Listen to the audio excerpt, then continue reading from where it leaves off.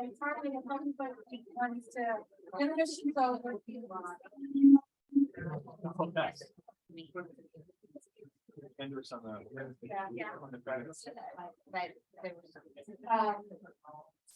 We're going to go ahead and get started, but before we get started, if you do want to ask a question in the open forum, just make sure you're signed up in the back, because we're going to take the written question from there, and then the time limit is 2 minutes again. So just to kind of get it started, want to go ahead and do those pledge of allegiance.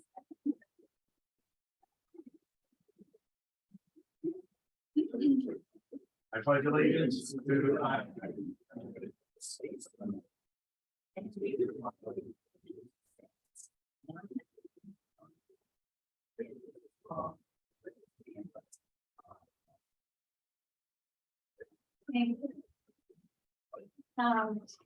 We're going to go ahead and establish a quorum. Maureen Walsh, I'm here. Tiffany Becker. John Harmon. Here. Barry Gardner not here. Bill Hines here. Chris May here. Barry Russell. Via Zoom. He's here. And Charles Swain here. And myself establish a quorum established at 7:30 p.m. Thank you. All right. Like to make a motion to approve the July meeting minutes. The second. I'll second. All in favor? Aye. Any opposed? Okay, motion carries. All right, next we've got the treasurer's report, which is done. All right, everything was pretty straightforward, I guess. Everyone got one of these in the back, I hope. You can pick one up. The biggie, I guess, is 83% of our assessments have been paid, which runs about the same as we did last year.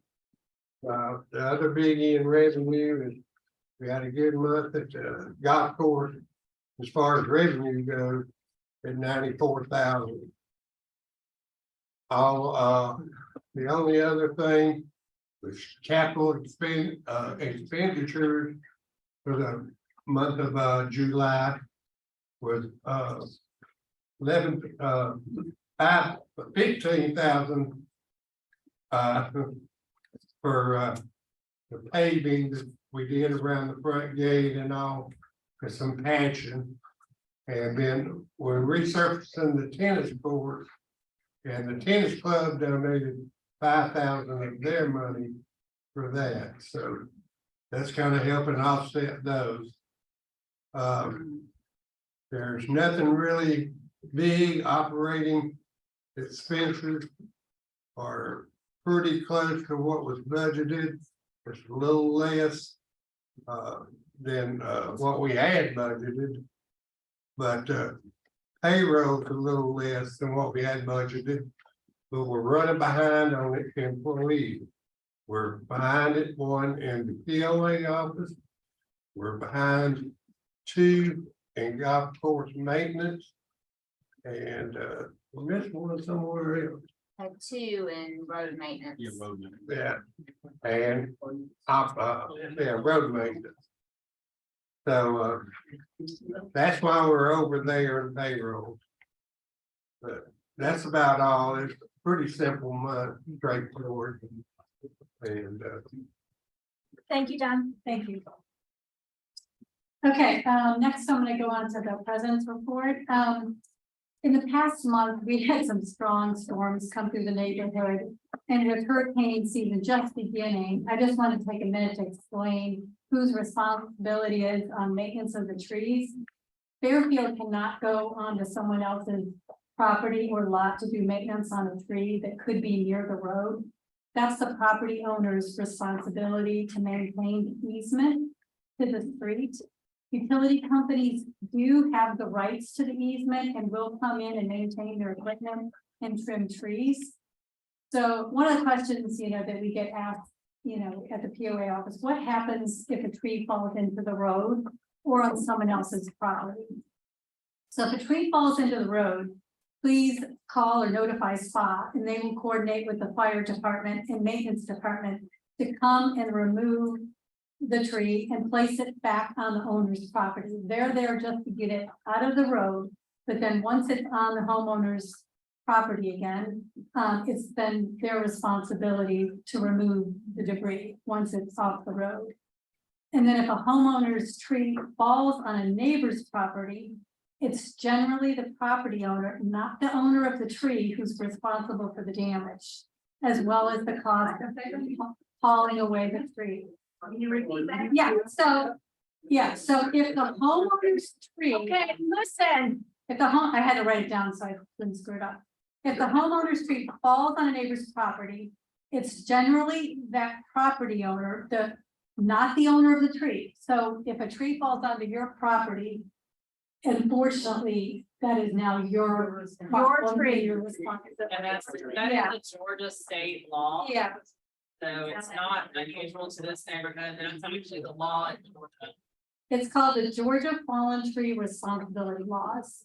I had to Google it to make sure I wrote them. So, but there's one more caveat. So if you see a concerning tree from a neighbor's property, they must be notified in writing via certified letter. Then after receiving notice and the tree falls and causes damage to your property, then they would likely be responsible for paying. So the key here is it has to be in writing, certified letter. So just that's always the one catch that I think people are not aware of. So hopefully that just helps a little bit, just explaining things. And then I also want to talk about the annual meeting and voting update related to the renewed board members. The annual voting packets were put in the mail today. They include information on the candidates, as well as the option to send in your vote via proxy.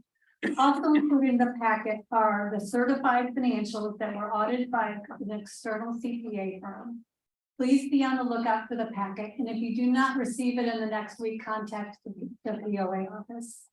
So next month, there will not be a regular Monday night board meeting in September.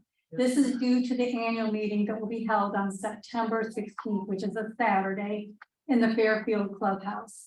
The election results for the 3 new board members will be announced during that meeting, along with the September POA board business and the committee reports.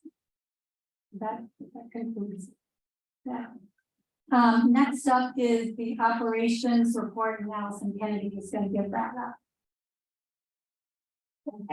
For this month's report, I want to take a moment and update the community on a few of the several projects we have going on or will soon be starting the association.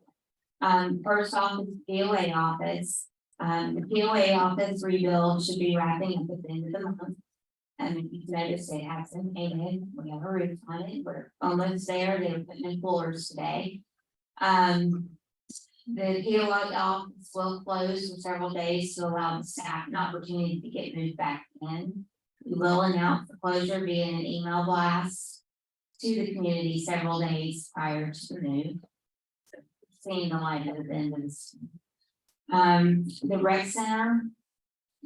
This building, the rec center will close for the season following Labor Day weekend as usual. Soon thereafter, a major remodel will begin, and Charles is going to explain that a little bit more later. Due to the remodel, we will not be allowing any more recreation rentals after the 1st of September. So just letting everybody know that. Another big change we have coming up is we're migrating to Dwelling Live. As you may have heard, capture is being phased out, the call-in system. We are getting support, but with the platform no longer being supported, bugs aren't being worked out and such. We're having to make the move to Dwelling Live.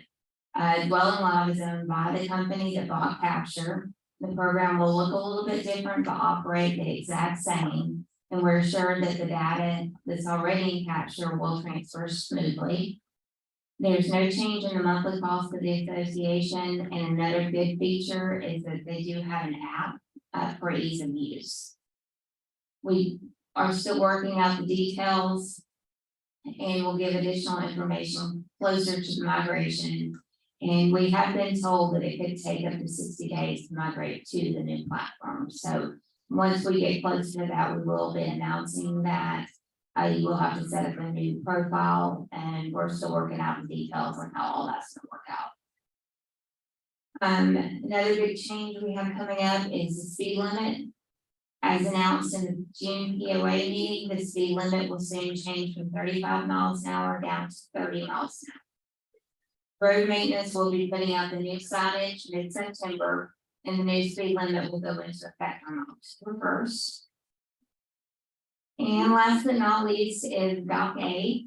The ramp on Dock A sustained moderate damage on August 6th in one of the afternoon storms.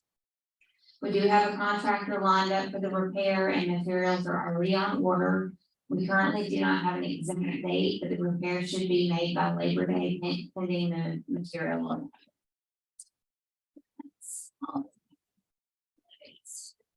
Thank you, Allison. Thank you. We don't have any old business, so we'll just move on to new business. As Allison was just talking about the Dwelling Live, don't know if we don't need to get any more background. I'd like to ask for a motion to approve the money to bring on Dwelling Live, which is $5,000. I make a motion that we approve Dwelling Live $5,000. Do we have a second? I second the motion. All in favor? Aye. Any opposed? Okay, the motion carries. Next up is the furniture and fixtures to the POA office. And I'm going to ask Charles just to give a little bit of background on that. Can you hear me back there? No? Okay. Think of a big voice. Aye. About now. About now. This mic, I see your mic. No, mic, think of mic anyway. Okay, so, now you can hear me. For the POA office in May, we approved $206,000 to repair and expand the POA office. We awarded a bid for $196,000, so we have a contingency in there. So one of the things which still will have some reimbursements that come in insurance, but we have some furniture was damaged. We're also need to add a little bit more furniture in there and do some replacements, but we are making a motion to approve for FF&E of $9,000 additional dollars, which is part of this number that we had in our original for furniture here. So I can make a motion to approve $9,000. And I will second that. All in favor? Aye. Any opposed? Okay, the motion carries. So the next item is the rec center. So in June, we approved $540,000 to improve the rec center. Later on this evening, we're going to show some layout and designs, kind of their how it's going to work out. We awarded a contract for $491,000, gave us a little bit of contingency. One of the first items is to get the landscaping removed and the trees up in the front areas, so we could do the demo and the work. So that total landscaping is $14,300, and I'd like to make a motion to approve that. I'd like to make a motion to approve the quote for tree removal at the recreation center from Fitzgerald's Tree Service totaling $14,700. Okay, just want to confirm. And I'll second. All in favor? Aye. Any opposed? The motion carries.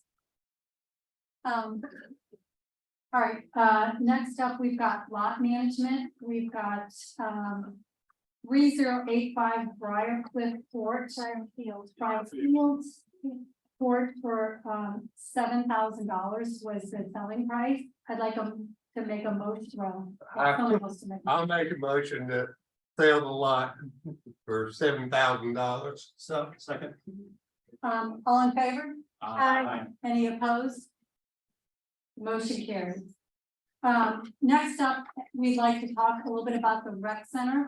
So I'm gonna have Tiffany kind of give a couple of headlines while Charles sets up what it's gonna look like. Okay. And you're gonna put a screen here, I think. So I'll write it's right in front of my face. Perfect. I can still talk. Okay, so as most of you know, we have been putting aside money from lot sales for several years, trying to update the rec center. And because it's gone through so much, it's a much more bigger renovation than expected. So, and Charles has been dealing with the POA, and it seems in that fits that he's been working with the contractor on this. So I'm gonna turn it over to him. It's gonna take a second. And a second. And You have that on your computer. at the POA, we're trying to coordinate our buildings so that everybody, most of the structures in the community that are POA will tend to resemble each other. So what you're gonna notice is the POA building, the colors are the alabaster with the bronze detail. And most of the buildings that we're going to be working on, including the rec center and potentially moving forward down the road with the country club, we're going to try and tie all those colors in. So everything seems to tie in really nicely, and that they all seem like they belong together. Are you ready now? Well, Alice has got to pull it out. So, So I'm going to give it to Charles. Yeah, and you may have said this, I didn't hear exactly what it was. So as everyone knows, this is a fairly old. Did you hear me without this? If I stand really long? Okay. So this is a pretty old building, this is who I know, I think you just went through some of that. So we looked at a lot of options. There was, I think, goes back in history, they looked at tearing it down, they looked at keeping the building. And it really made sense based upon the use of the community and the size of the community, and that would keep this building, but would make improvements to that. So I'm going to try to walk through that as soon as Allison pulls this up, but the idea is that we're gonna make major improvements in this entire building here. The old building that was built some time ago, the end there that's never used, has structural issues. That's gonna be torn down completely. And then a brand new building that will go all the way out to where the peak of this building is now. So we'll kind of mimic that. They're gonna use the boarding back in the exterior, so it's gonna look very similar, updated color, the brick will be painted. There'll be a porch on the front porch on this little wing here. We're gonna get rid of these lovely walls here. I think this is, if anyone wants these, they'll be for sale. But we're gonna improve that, try to improve the glass here as well. There'll be a kitchen right behind this wall, it's a warming kitchen. So if you're doing catering, you can bring the big catering trays in, plug them in, and you can serve from there. And in that building, we're gonna have, as soon as we get it up here, we're gonna have a smaller conference room. And that will also have doors going out to the pool. So if you're having birthday parties or something like that, it's a nice entrance out to the pool for parents to have something out there. In the middle will be a storage room for all these items that you see sitting around. And then on the end will be a gym. That's our goal right now. It's our plan. If everything goes well. These two rooms will be connected. If you've ever been in these two rooms, which I assume you probably never have because of some school stuff. We're gonna connect those two built rooms over there and make a game room area over there. And then in the bathrooms, we're pretty much gutting the bathrooms and starting over. So outside, so we're taking and we're addressing all the ADA issues, because there's no ADA ramp to the pool right now that is workable. There's some configurations around here, but so we're gonna be doing ramps into this room and as well ramps up to this. There'll be a covered walkway to go to the new building so that you can, come and work and can still not be in the rain. The back of the building out here will mimic this building that sticks out, the real pretty part of that as well, but it'll have stone features at the bottom and be painted. The ramp will be coming around and be on that side of it, so are we still? Waiting. Gentlemen.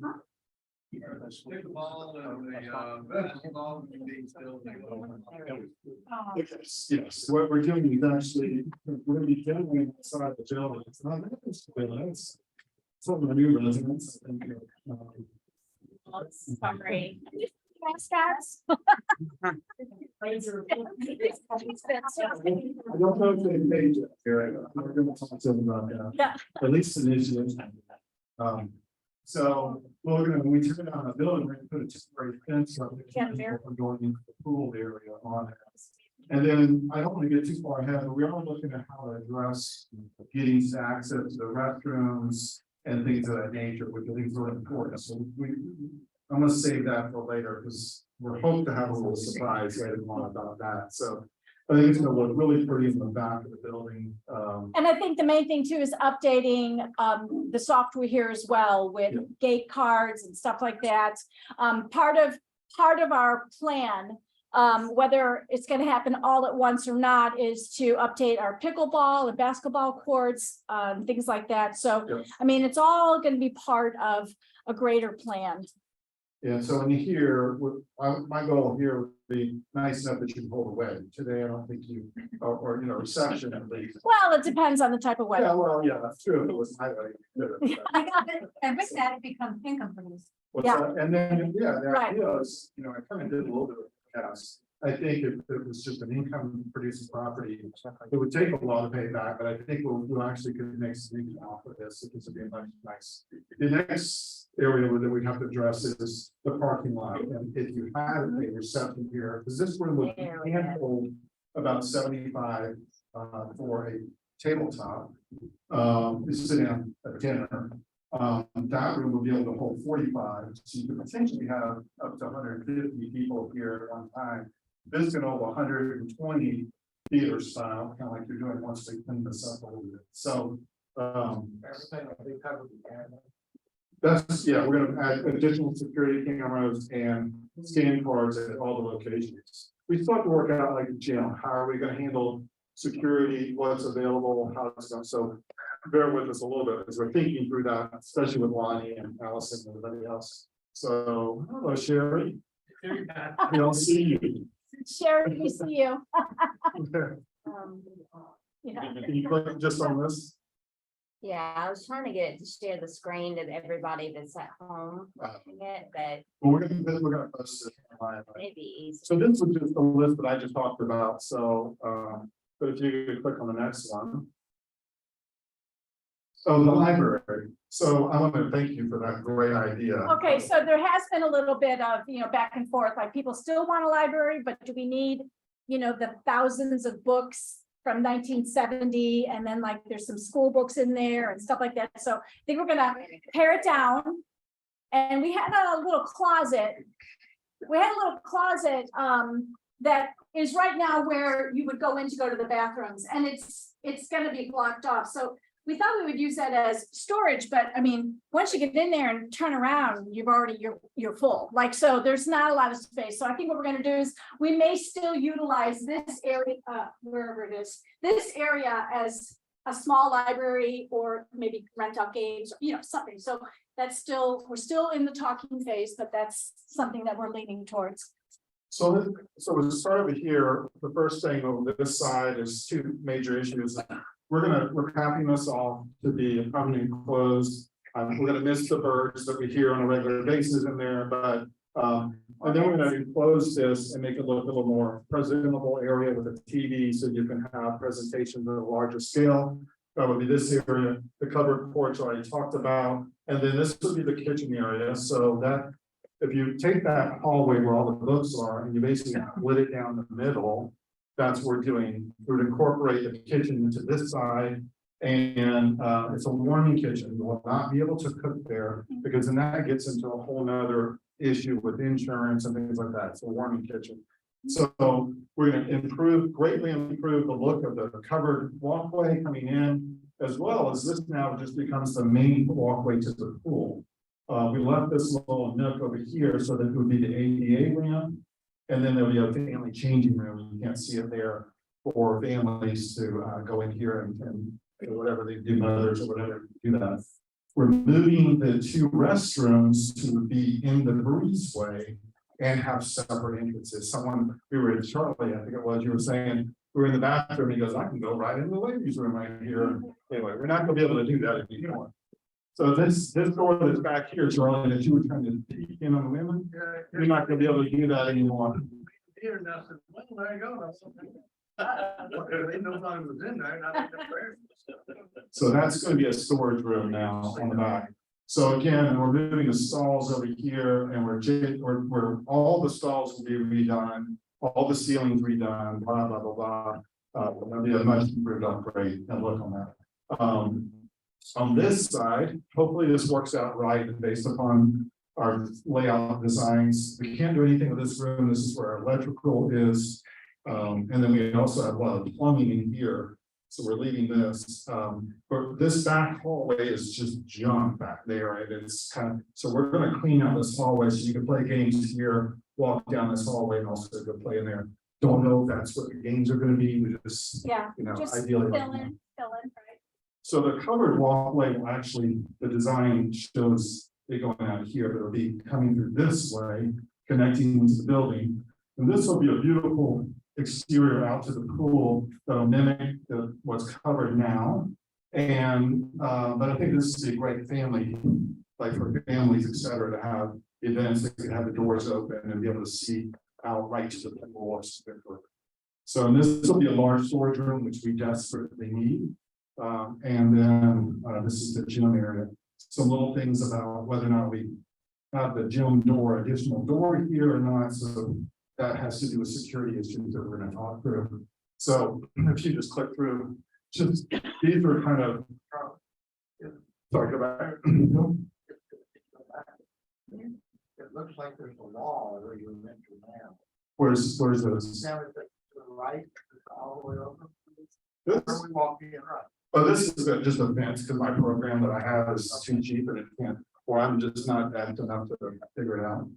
So the next one. Yeah, that you'll still be able to enter here, and then you'll be able to enter here as well. And then what we're doing is we're keeping this gazebo, but everything's gonna get updated, all this old stuff in here. And then we're gonna split, the sidewalk will come down, we'll split one over this way and one over this side. So. And then just real quick to get a kind of a glimpse from a more of a standing view. If you, The next one. Oh, next. Sorry. So this would be the new meeting room, if you're kind of walking in the door, whatever vision it would look like, potentially with, if you had a little function. This would be the new exercise room, it's not gonna hold 20, 30 people, it's, 4 or 5 people at a time, 6 kind of thing. And we haven't decided what we're doing in there as far as the kind of equipment, so we're still talking, we're still gonna, figure it all out. Yeah, it's right. And then next would be, so just the updated view, one of the things we really want to do is, and it looks like we can do pretty reasonable, get rid of all these windows, put transit windows in here that bring the light in. Because the distraction that happens with meetings and things like that with kids is one of the items that have that, and plus those windows are really not efficient at all from an energy perspective. So then the other view is kind of looking back at the kitchen area, the pop out window, they'll have plantation shutters on, it'll be like there. And I think that's, yeah, right? That's great, thank you, thank you. All right. So, I'll come back around. Hang on a second. Wait, I gotta be able to get out of this. Move yourself. So with that, We'll get back to it. Okay. I'm gonna go ahead and adjourn the meeting, so. Anybody have a motion? Adjourn the meeting? I'll make a motion. Second. All in favor? Aye. Aye. Any opposed? Okay, all right, so next up, we're gonna go to the open forum, Can you so get it? we're gonna take the written questions from the back and go through them. And then again, it's gonna be a 2-minute question period, and then we're gonna move on to the next person.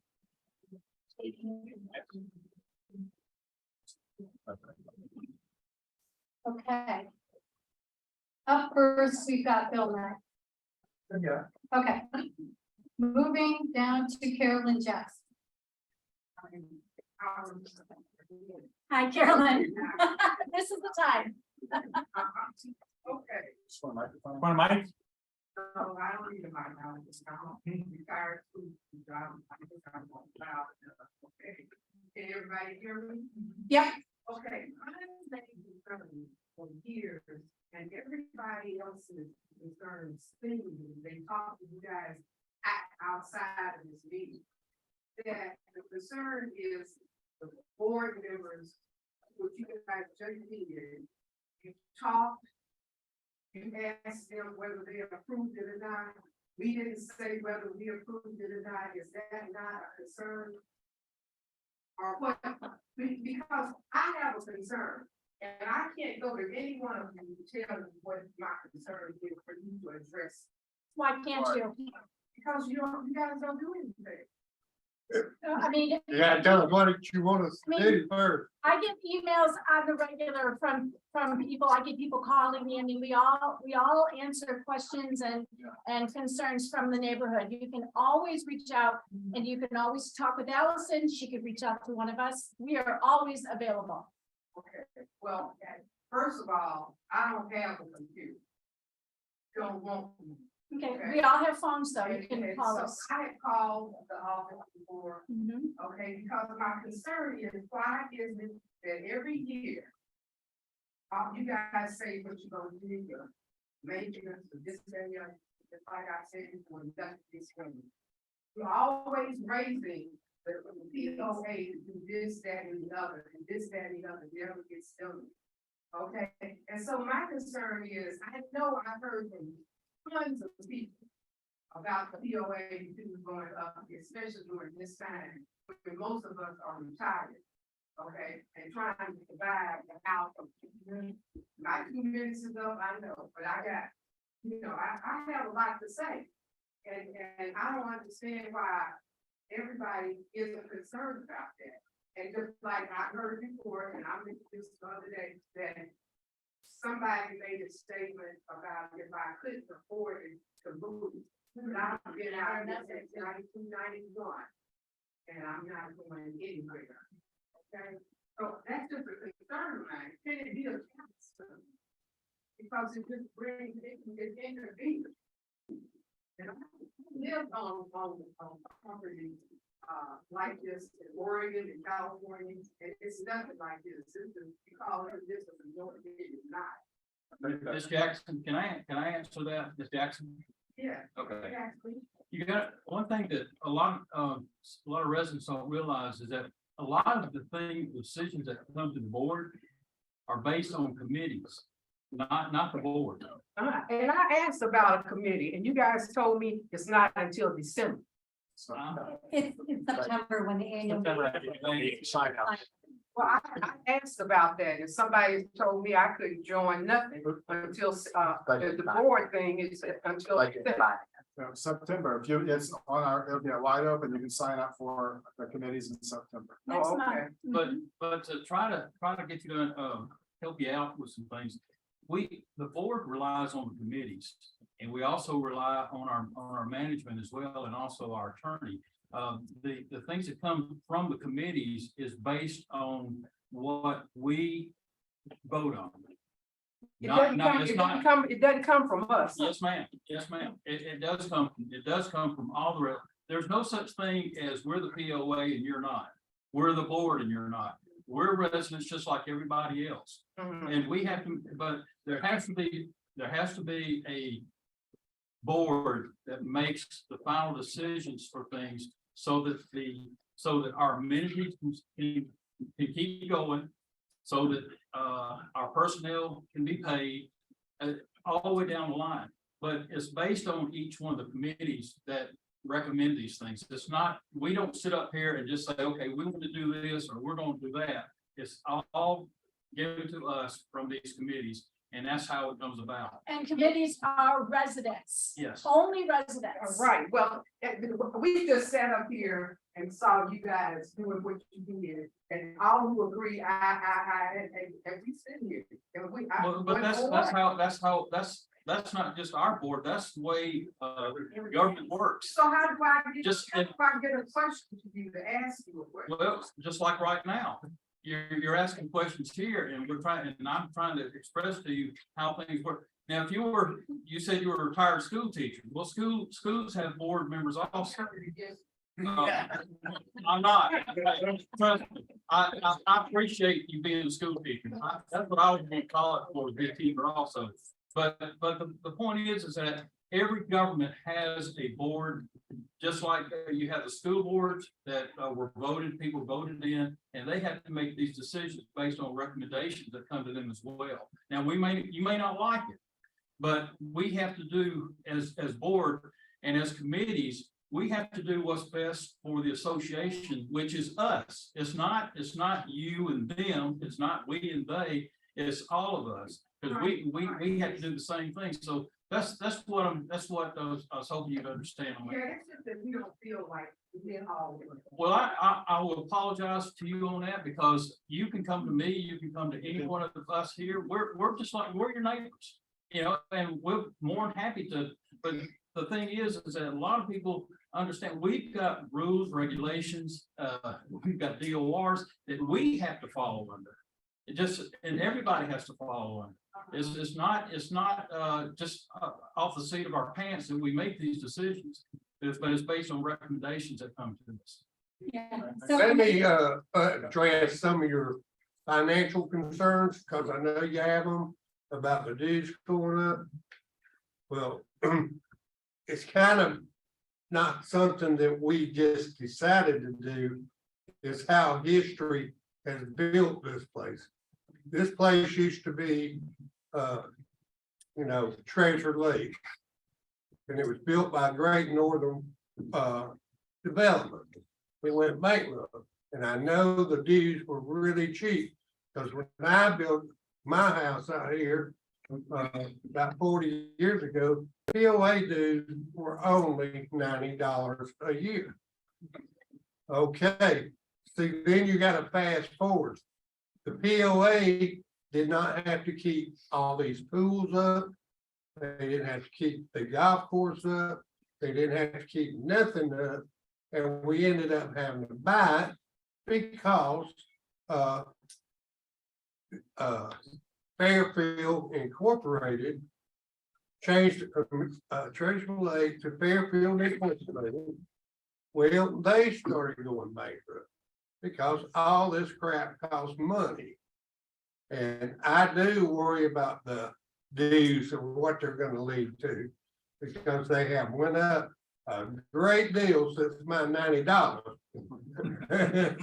But see, our problem is, we now own it. We are Fairfield Incorporated now.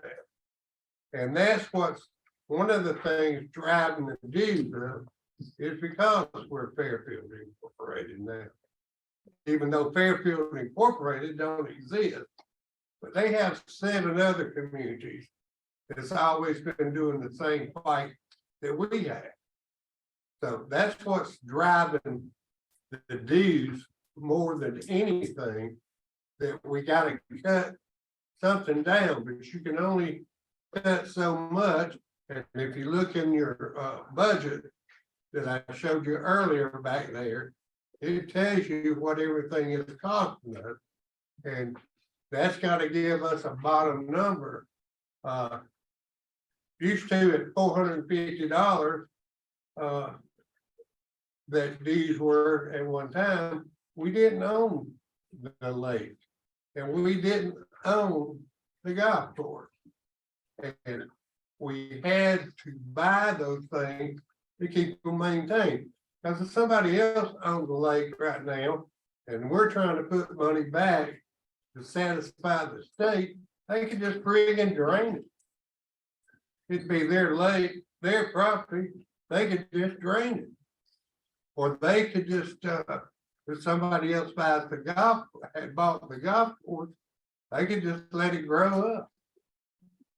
And if we don't play golf, then we're still gonna have to maintain it, because it'll still have to be cut every month, every year. So that's what's driving your dues up. And what that'll do to your property values when that lake becomes a mud hole.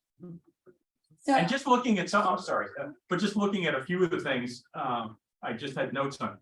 Asphalt, petroleum-based product went up 35% last year. All of our insurances, spa, fire department, our flood maintenance on the dam, pool chemicals, fertilizer, all those things have gone up like 25%. And some of it even more. Some of it we haven't even looked at and addressed in 2 years. So we had a 2-year double whammy on some of those increases. So it's, yeah, everything's going up, plus inflation. Inflation came up at almost 9%. Our dues went up less than that. Don't ask me how we did it, but boy, it was a lot of hard work and blood, sweat, and tears to get it figured out. I promise you that. so I guess I just want to close this down so we can move on to the next person, but just the other point that you said, we say we're gonna do something, we say we're gonna do something. A lot of times it takes several years to save for it. So, for example, this rec center, it's been in the works for years. 7 years I've been working So, on this, 7 so years. to your point, that I just want to remind everyone that sometimes you won't see immediate results because we're putting aside money and saving for it. So, all right, move on to Alice Rickett. All right, you got 2 minutes. Okay, I wanna know how many of you are realtors, active, like None. realtors? None of us. Done. No. Zero. Okay. Also, I wanna know how many of you own more than one home in here? None of you at all. You don't have any rental properties, any No. apartments, nothing. No. Okay, and also who determines what deems putting a lien on someone's property aside from the dues? You wanna just answer that, how we address liens? Well, we generally wait till somebody is significantly behind on their dues before we would put a lien. I mean, usually 2 years at this point is what we're waiting. I mean, because it seems to me that you can raise the liens for getting tickets, the trash can stay out because you were out of town. Those are all fines that you could put a lien on for, yes. However, I think it takes a lot of money and expense and administration. to do. Yes, right now. in order And the minimum is $2,000. Minimum's Yeah, $2,000. and the minimum is $2,000. Yeah, right now, the lien process, as she was saying earlier, requires us to get a judgment, to get a lien, to file it. So it's a significant amount of, cost to the association to even do the lien. We spend a lot of money filing liens, just to file it with the court, it's $26. $26.88 per page. We holding that maybe. We have quite a few people that don't pay. And then that's the only way to get them to pay. It's only- Because I feel that I'm giving away my rights. I feel like I'm handing you my property. So my thing with that is. That if the liens are so heavy and they're over $2,000, maybe they should go the judicial way. I understand we're afraid of corporations, but. could No, there we'll be put a new lien on a amendments? corporation as well. The lien process is not determined, sorry, by who the person is. It's determined on the amount of money it is, Yes. regardless. So, And we are doing all of that now, it's just instead of having the automatic liens, it's not costing us anything to file the lien.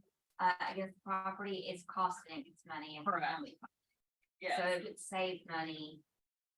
We say it's costing us money, it's costing all of us. I understand that it's costing a lot of money, but my thing is. That if someone owes you that much for $2,000 for over 2-3 years, then you can file a lien the long way, it's gonna cost you $26. Per page, per page. Per page, back there, I didn't understand that part, I understood that it was. And then the release is the same, so if we were to file that lien. And then they finally do pay, sometimes we have to go a little bit further down the judicial system to get that to happen. Then we have to pay that money we have to again. pay again. So really, everything charge it cost back. us $52 roughly. A little 53 For one technically to deal with it, which we wouldn't be having to output that money anymore. Okay, thank you. Thank you. Thank you, Alice. Next, Yolanda Joseph, you got 2 minutes. Boards typically, you have the building committee, you can only build a committee once a year, right? And No, you can sign up for a committee in September at the annual meeting. Any committee, there's gonna be sign-up sheets for there. You can also, if you can submit, so let's say in January, you didn't sign up for something in September, in January, you can call and say, hey Dakota, I think I'd like to be on roads and maintenance. And then they'll say, they'll submit it to the committee saying, Yolanda would like to be on roads and maintenance, what do you think? So that's how. I asked that question, I was told. Okay, So, I mean, part of it is too, we want to make sure we want to understand people's qualifications and interests and. Okay, understood. Yeah. Second question is on good projects. In June, you voted on a $500,000 project for basically removes. Without the homeowners even seeing a rendering or anything. They have a soft plan of the interior, not the rendering. So I build boards, even in my class, build my POA, there is a cap. The guess the board under 5,000 can make decisions unilaterally.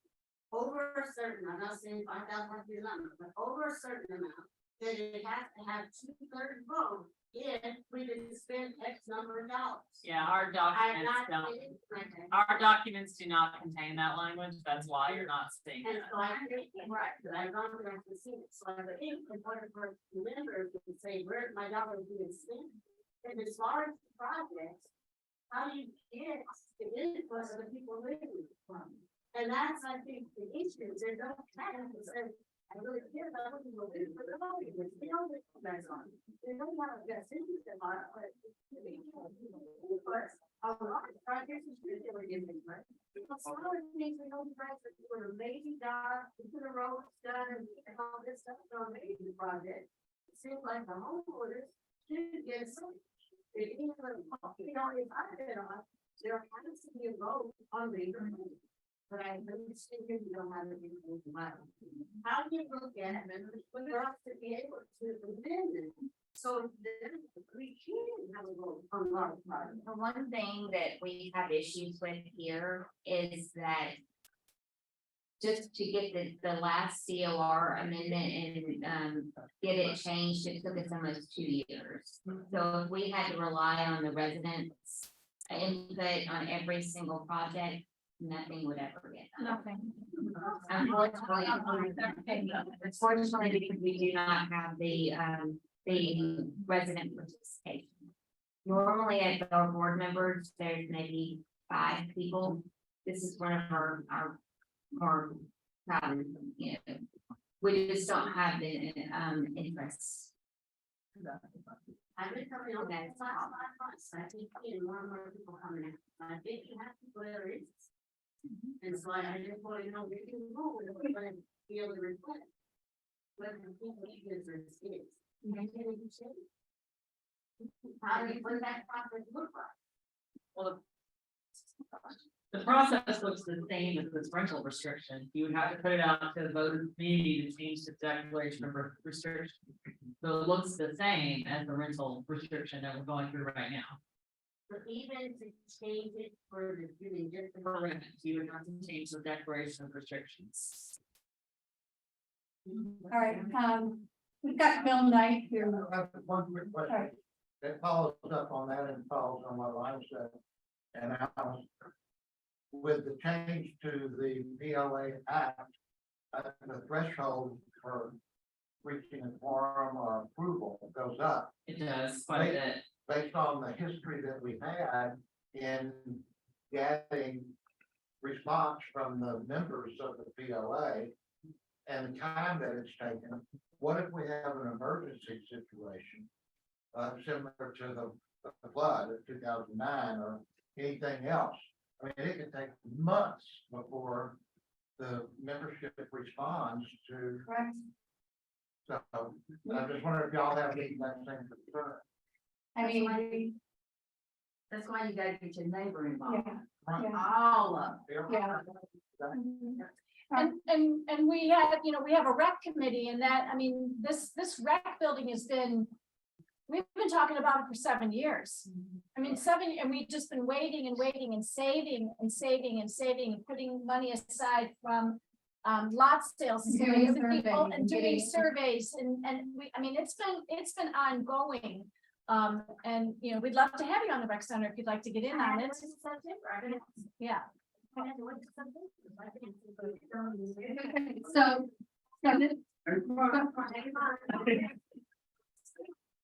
Can't hear you. There's too much noise. I'm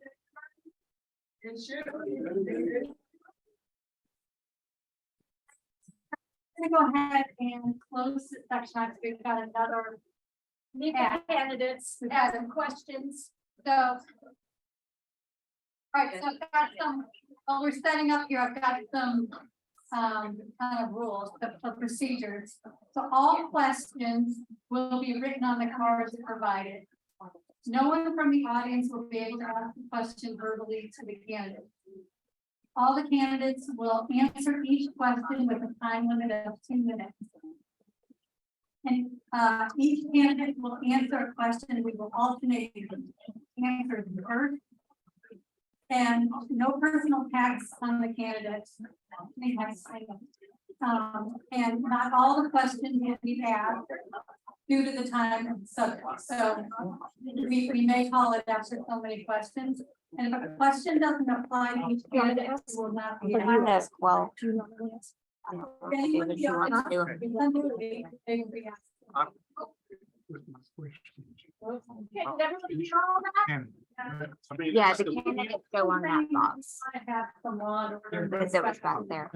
Limit to 2 minutes. Okay, was there one? We're gonna We're gonna get. we're gonna get to it. So one of the candidates is on Zoom, so she is participating via Zoom.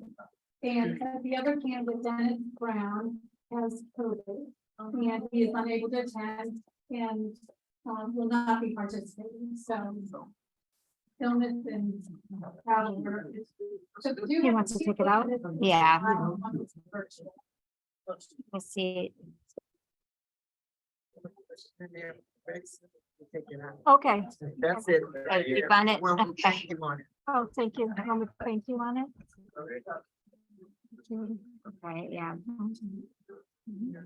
Yeah, I'm putting that there for Sherry. Oh, okay. And it will, does it need to go up? You probably need to hold that up for Sherry. Unless you tell me otherwise, unless you tell me to jump off, I will. Do you need my help? That's what I was gonna. I think I got it. You got it? Yeah, I put that one there for Sherry. You don't need my help? Those are the answers.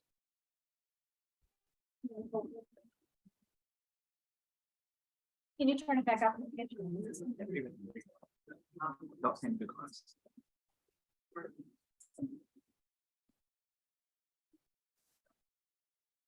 Then sort out the duplicates.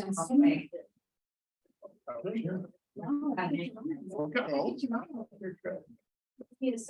Every second counts. You got, seconds. Yeah, 2 minutes. It's 30 seconds. Exactly. That's my neighbor. Her name was Bridget. I met her, I think it's Bridget. She's famous. Lawrence J. Best friend with my dog. Oh, really? You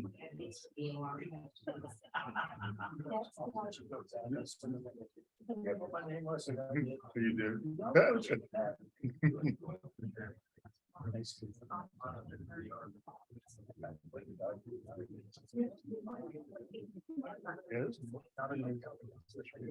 Yes.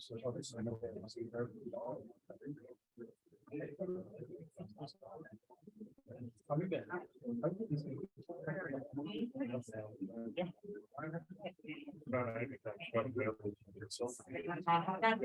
There's several questions in the box in regards to kind of the DOR, so I have to pull those out, so I have the candidate questions here. And what we're gonna do is to start, each candidate will have a chance to answer the question, and then we're gonna start. We'll start with Arnold Bishop. And he'll answer the first question, and then Brooks will answer the same question, and then Sherry will answer the same question. And then the next question will start, Brooks will answer first, and then Sherry and. What did you pull out? What question? There were The DOR. questions in there that people asked about the DOR, the rental restriction. Yeah. I think they put them in the box before they got to ask questions in that first session. Thank you. Okay. So first question, will go to, Mr. Joseph. What is your vision for Fairfield in the next 5 years? That's a nice question, but one of the things since I've been here is just to kind of understand a little bit of what has been going on, because we've only been here a year. But to look at 5 years, we need to look at this year. But I think in regard to, you have to have a strategic plan. And I'm on the committee for the strategic plan and also facilities. One of the first things is to kind of understand and listen in what we do.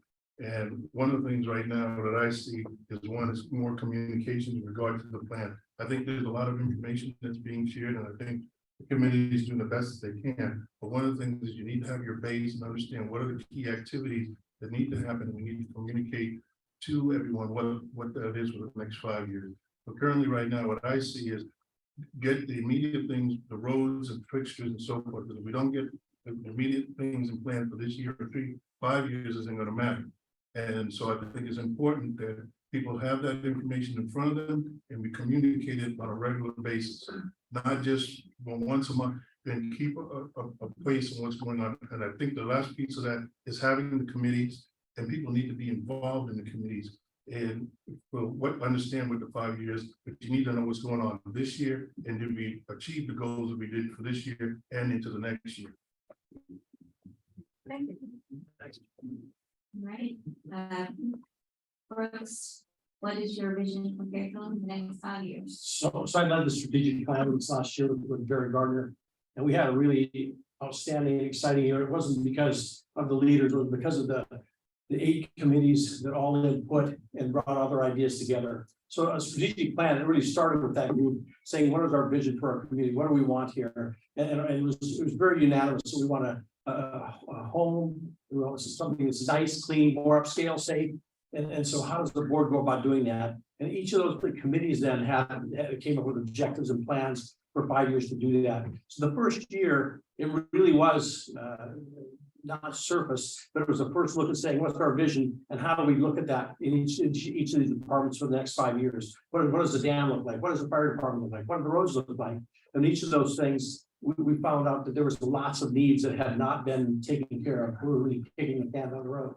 The second year of the strategic plan, now we have a better chance to get deep and helping us do that. We have a 30-year look where we hired an outside company, and I think Charles led us to a company to find that, where we looked at all of our costs and all of our issues that we're going to experience. How many times we're going to have to place a roof, or what's going to happen to our roads, and what do those costs look like over the next 30 years? We say now we're spending $250 a year on the roads, 250,000, maybe 3, maybe 4, looking at inflation and all those things. And so we look at that and we look at what reserves we have to have. So to get to a vision of saying, here's what we really want, here's what we want this place to feel like, the fun, safe, family resort feel, here's what it's going to cost to do this, and here's how we have to do it. And so that we can plan to do that financially and not kicking the can down the road. We're not just taking big jumps in dues. Right now, we should be able to give you the look at the dues for many years to come because of the strategic plan we have. And I'm excited that now we're entering the second year of that. We're hoping a lot more people participate. So we do have the community input that we had last year. So, thank you. Okay, Sherry, what is your vision for Fairfield in the next 5 years? Okay, so like Arnold and Brooks, I think, you know, the fact that we now at least have the basis for a strategic planning process is incredibly important, because it does allow more of the community to participate in what are all of the needs of our neighborhood. The reality is we haven't invested like we needed to, let's say 20 years back or 10 years back. And so we've got a lot of catch up to do. What a strategic plan allows us to do is to look at what are all the needs and make choices and prioritize the most important things to do first and the things to do next. For me personally, I just want to make sure that we're maintaining and enhancing, you know, all of the wonderful things that we have here in our community, whether it be the lakes or the rec center or the golf club and the golf course. So I just think it's important for us to have a playbook, which I would consider a strategic plan, a playbook that we can all execute against. It then does allow us to communicate better and broader and more long-term in terms of what are the needs of the neighborhood. So that I think I'm answering very similarly to the other candidates, but I think we've got a great start with the strategic plan that we did last year, with the reserve study that we're adding to it this year. And now we get to refine, and I would encourage everyone, I love to hear all of the interest in joining committees. Please join them. Please sign up, because that's where we're getting our data and our information to inform the strategic planning process.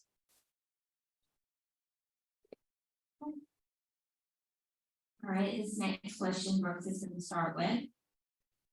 Can you please tell us if you support our POA opting into the government by the POA Act, and if you support the amendment to our DOR creating a cap on the number of rental houses in Fairfield Plantation? If not, can you share the reasons why you oppose either of the above? I certainly support it. I support it 100%. I think it's really important. I guess the most important thing that we all were really looking at was the rental cap. There are companies that own 78,000 to 100,000 homes across our country. Part of them are big insurance companies. MetLife is one of them, and they have a huge ownership of residences in these communities. With them owning those residences, they can buy them. They can control votes in those communities, and they can also not take care of those houses, keep it at the minimum standard they can rent. So that is where I had the urgency, to support this act. At the same time, it gives us an organized way to approach the folks that aren't participating in our plan. It gives us an easier way to approach the collections and the liens and then those types of things. So the people that aren't playing by the rules, that keep us from repairing our roads, that cause our dues to go up because there's such a backlog of payments, that the number is staggering of people that haven't paid. So it gives us strength to do that too. The target is never our residents, but really for people that are not good residents or aren't residents at all. We just have properties here that they haven't paid on. So it's a difficult thing to say we're going to propose on something, and I don't know when we'll ever do that, but we sure should collect on some of these that we haven't in the past. And so it shouldn't be a strong army thing. It really is a community effort to say, hey, let's everybody chip in your fair share so our dues don't have to go up even more.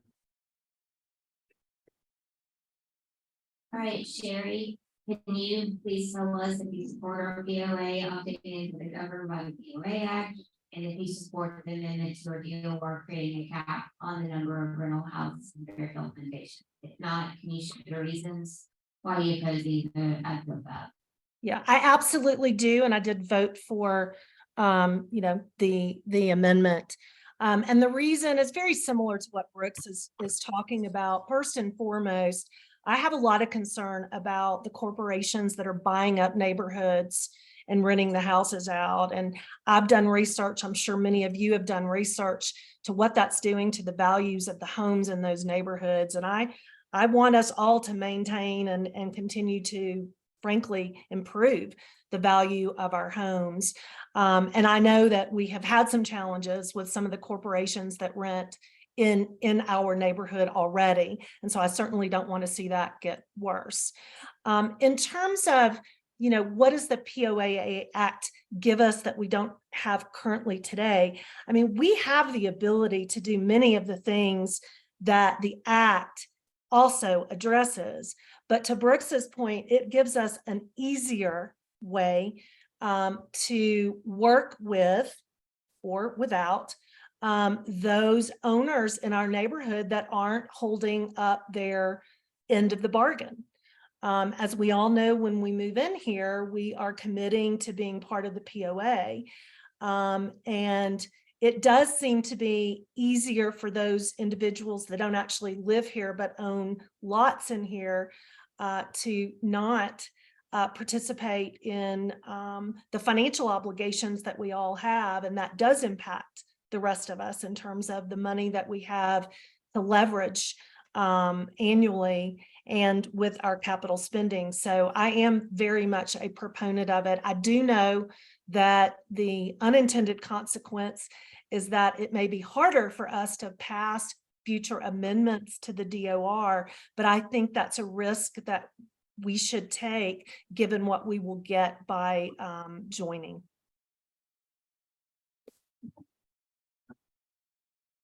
All right, you may repeat it. Can you please tell us if you support our POA opting into the governed by the POA Act, and if you support the amendment to our DOR creating a cap on the number of rental houses in Fairfield Foundation?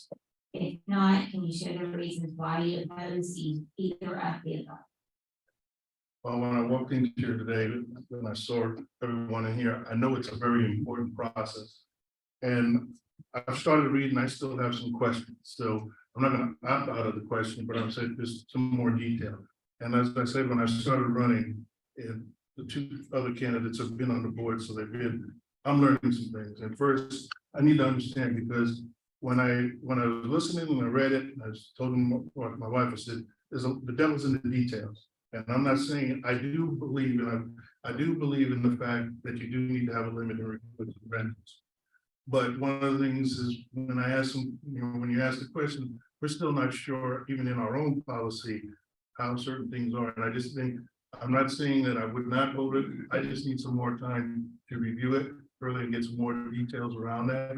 And I think in talking to other people that are feeling the same way, and I think there's some communication. So I'm to the point where I think we need to make sure that whatever policy or procedure, even our current one or where we're going to, the people all understand what's in that policy and understand the pieces. Because even today, when we listened, there was still a little bit of uncertainty of what we even have in our current policy. So for me, I'm running from trying to bring more clarity for us in regard to before we make some of these decisions. 'Cause I think devil's in the details, things change. If going through this, we have a clear decision and that's the right way to go, that's fine, but I think there's some things in our current policy that I think new people come in and are not really sure what they need to do, and that's one of the things that I would like to see is more surveys and information for new people coming in and have better clarity of what they're signing up for and understand. And the other pieces, people who are renting, you know, we do need to be able to put some policies in place because it seems that, you know, one of the issues I do see is foreclosure in regard to a home. Now, all right. Finish my thought? My concern is there are a lot of folks, I wish I was privileged that don't have to pay a mortgage, but they don't have to pay a mortgage. So now you're saying to a situation, how does that affect them in regard to foreclosing on their home now that, you know, this is my grandparents, I'm gonna put them out because they haven't paid. I mean, there's certain things in there that's not seeming right. And is there a better way or a better process of going about it? Because at the end of the day, those who's not paying their mortgage, that's the last thing they're worried about is paying our dues. They're worried they just lost their home. So, or whatever. So that's some of the concerns that I have.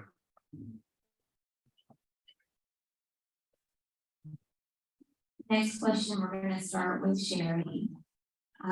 What are you offering the owners in this community for improvements in communication?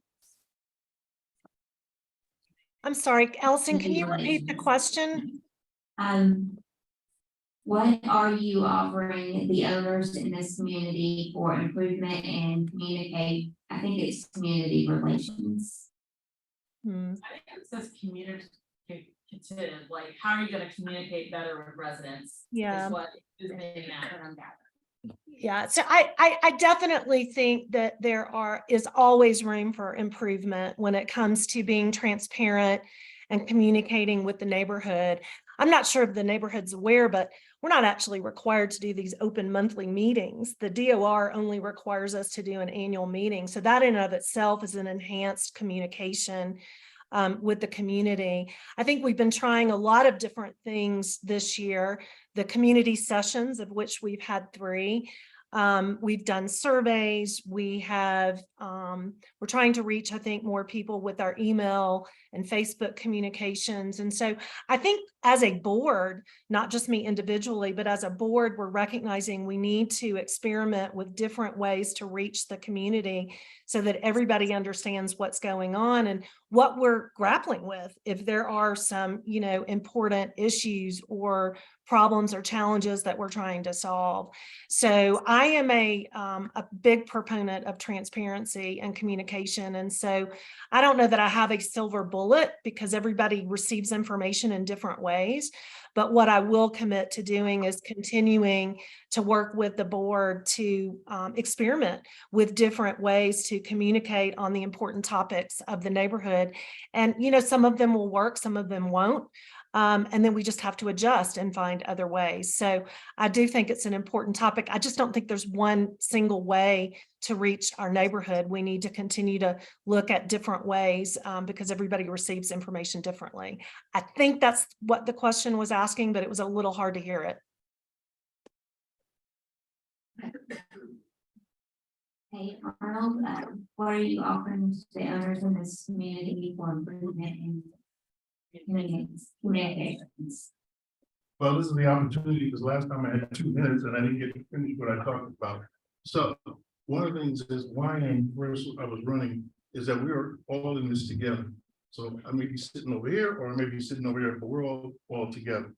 Now, one of the things is I believe you have to get out of your comfort zone. You're too comfortable with some of the things that happen and how do we make the change? I heard Carol Jackson up there in regard to communications. One of the things is we need to promote create ideas, and that is through the committees. And the other question I wrote here was engagement. You know, and I hear, why isn't the participation?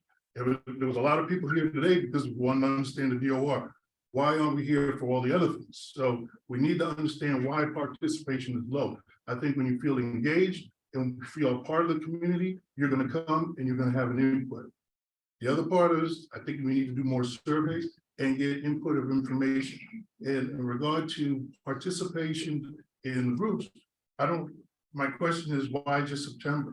Because right now, throughout the year, new people come in, if they have an idea, they should be able to participate and get engaged in the process. And this is a continuous improvement. And so I really, also, the other last piece of that was leverage our technology. Work smarter, not harder. How do we do that in community? One of the things about 4 months ago, and for this 2 minutes, there was a gentleman that made a presentation here, came with some ideas and so forth. I think we report, but what did we do with the ideas that he presented? Even if the situation came out, says, well, we have that, we need to be able to say, hey, what are we going to do with that idea? That person took the time, made the slideshows to put that. You need to respect that and be able to utilize those ideas and be a part, because I tell you, if we do that, people will be more engaged. Get over that. Honestly, all the time. Used to it now. I don't think I've known before. That's. What are you offering the others in this community for improvement in communications? Last year, of course, next year, the strategic planning committee is my main point of contact with community members. There's 9 committees, each of the committees have 9 to 15 people on them. And I think Barry and I found out last year that once people got interested and said, hey, this can make a difference on not only the community, but on the budget, and what happens in the future, I think that will really increase membership and participation in that.